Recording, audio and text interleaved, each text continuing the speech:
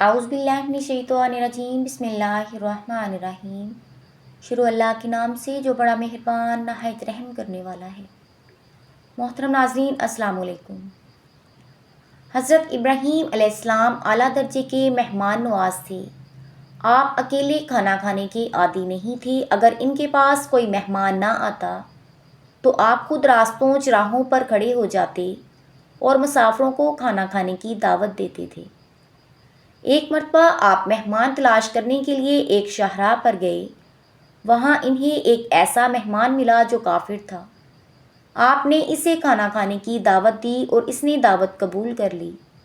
آپ اسے اپنے مہمان خانہ لے آئے اور اس کے ہاتھ دھلائے اور پھر اس کے سامنے کھانا رکھا۔ مہمان نے جیسے ہی لقمہ توڑنے کے لیے ہاتھ بڑھایا، آپ علیہ السلام نے اس سے فرمایا، دوست کھانا شروع کرنے سے پہلے بسم اللہ الرحمن الرحیم پڑھو۔ مہمان جو کافر تھا اس نے کہا، میں کسی کو رب نہیں مانتا اور میں کسی کا نام لے کر ابتدا کرنے کا قائل نہیں ہوں۔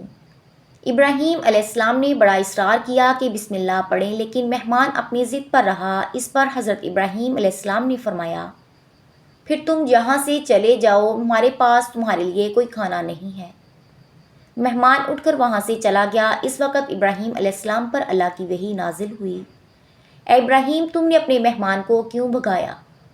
یہ پہلے دن سے ہی ہمارا منکر ہے، مگر ہم تو اس سے 70 سال سے مسلسل رزق دے رہے ہیں۔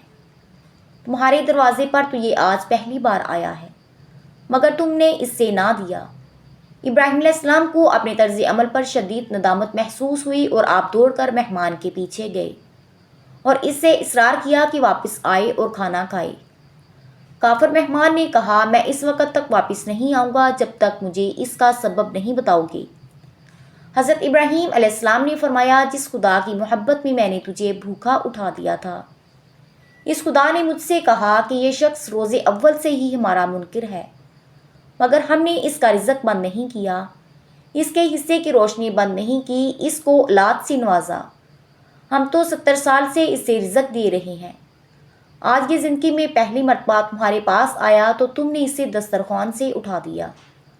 جاؤ اور اسے راضی کر کے کھانا کھلاؤ۔ میرا بندہ خواہ میرا نام لے یا نہ لے، وہ بھوکا نہیں رہنا چاہیے۔ اگر نبی کے دروازے سے کوئی بھوکا چلا گیا، یہ ہماری شان اضافی کی توہین ہوگی۔ جب کافر نے یہ بات سنی تو شرمندگی سے اس کی گردن جھک گئی اور کہنے لگا کہ میں بھی کتنا نالائق ہوں کہ اتنے عرصے سے اس مہربان خدا کا انکار کرتا رہا۔ اس کے بعد اس نے کلمہ پڑھا اور مسلمان ہو گیا۔ کچھ عرصے کے بعد اس کا شمار صالحین میں ہونے لگا۔ ہمارے پیارے رسول حضرت محمد صلی اللہ علیہ وآلہ وسلم کا بھی فرمان ہے، جس نے مہمان کا اکرام یعنی عزت کیا، گویا اس نے 70 نبیوں کا اکرام کیا، اور جس نے مہمان کے لیے 1 درہم خرچ کیا، گویا اس نے اللہ کی راہ میں 1000 دینار خرچ کیے۔ اللہ تعالیٰ ہمیں ایک شادہ دل کے ساتھ مہمان کی مہمان نوازی کرنے کی توفیق عطا فرمائی، آمین۔ ناظرین، امید کرتی ہوں کہ آپ کو آج کی ویڈیو اچھی لگی ہوگی۔ اگر آپ کو ہماری ویڈیو اچھی لگی ہو تو ویڈیو کو لائک کریں اور مزید اس طرح کی ویڈیوز دیکھنے کے لیے ہمارے چینل کو سبسکرائب کریں۔ ملتے ہیں اور ایک ویڈیو کے ساتھ، اجازت دیجیے، اللہ حافظ۔